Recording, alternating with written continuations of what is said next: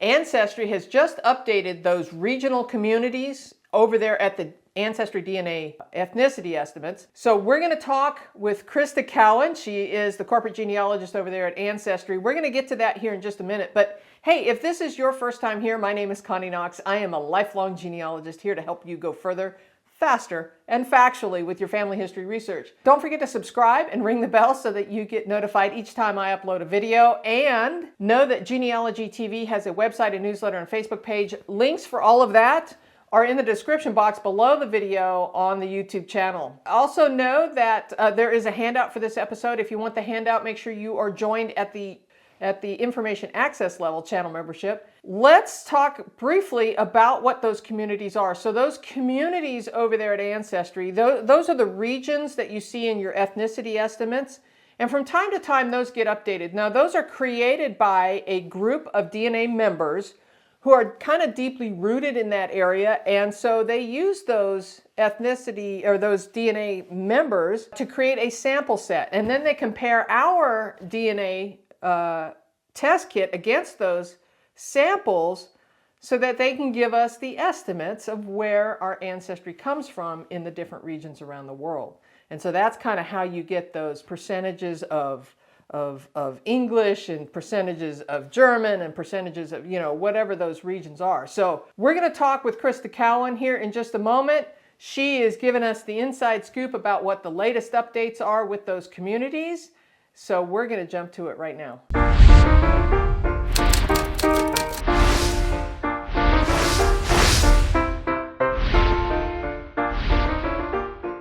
Welcome back to another episode. I'm so excited you're here. Thanks again for joining us. Yeah, happy to be here. Yeah, so we're going to talk, I guess, today about communities.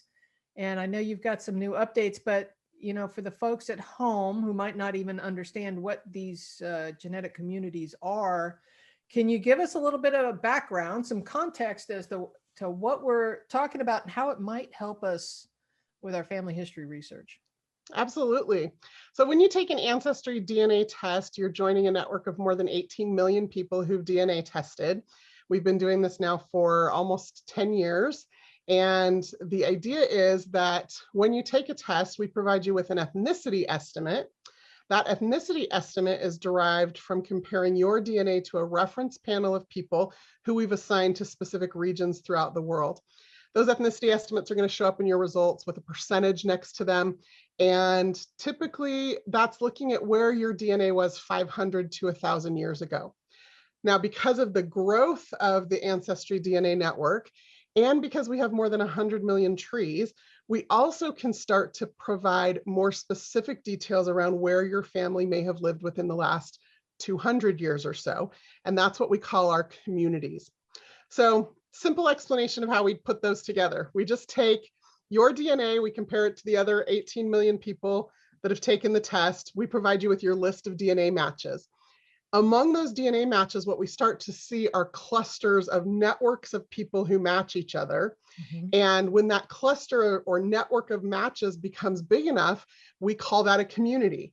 And then we start looking at the family tree data attached to those people to see what they all have in common so that we can annotate that to a specific community. We now have more than 1,400 of them, and some of those communities get pinpoint specific, which I find fascinating. All right, great explanation. Thank you.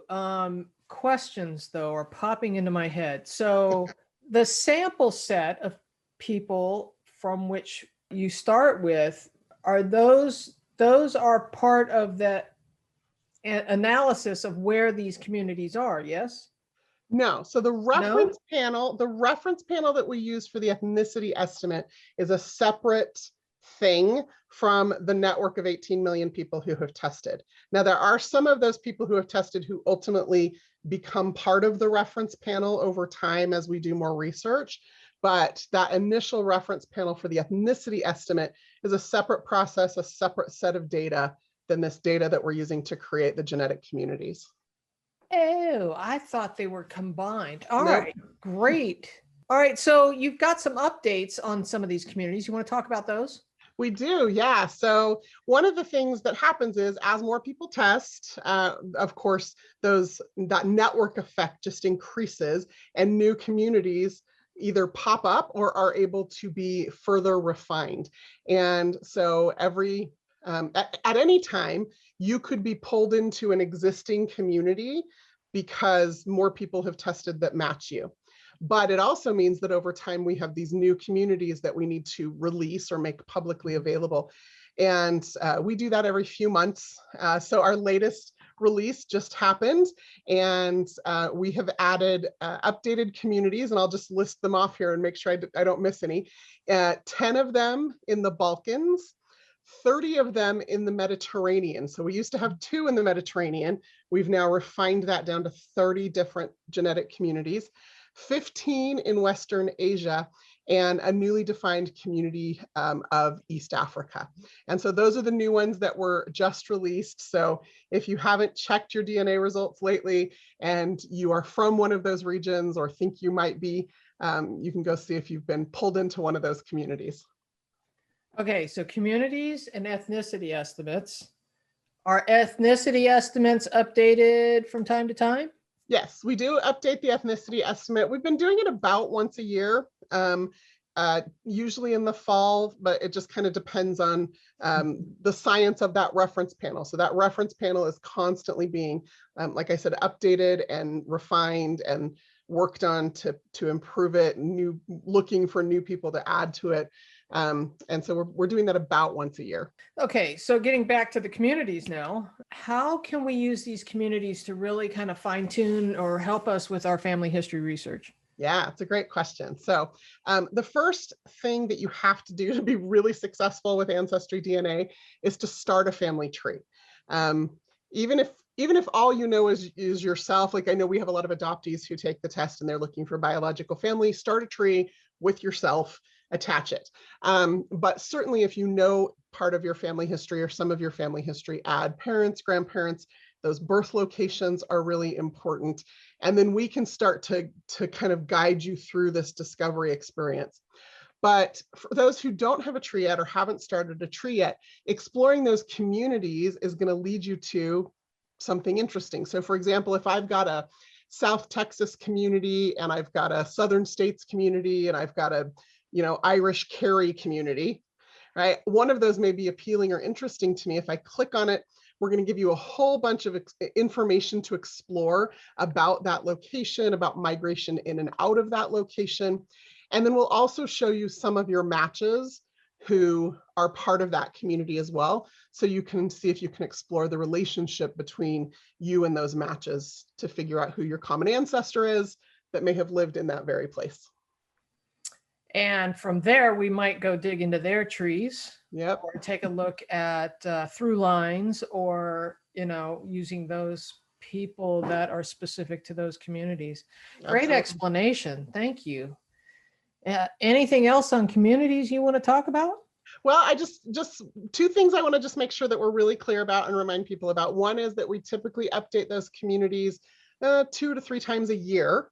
So watch the Ancestry blog, because when we do a new release, we will post it there and you'll know what the new communities are. And then the second thing is a reminder that as more people test, you can be pulled into an existing community at any time. We have more than 1,400 of them. And so you can check that DNA story on some kind of cadence that works for you to see if you happen to have been pulled into one of those existing communities as well. All right. Well, thank you. That's all I have for you, unless there's anything else you want to add. Not at all. It's always a joy to be here. Well, I really appreciate it. Thank you so much for your time, and we'll catch you again someday soon. Absolutely.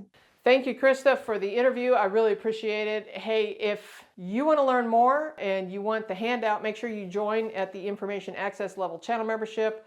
There you can get all the handouts for all the videos that I produce. All you have to do is scroll through the community tab on the YouTube channel. Just scroll through the blog post there and you can learn a little bit more. All right, there are more videos on the screen for you now for your binge watching pleasure. And so until next time, keep on climbing your family tree.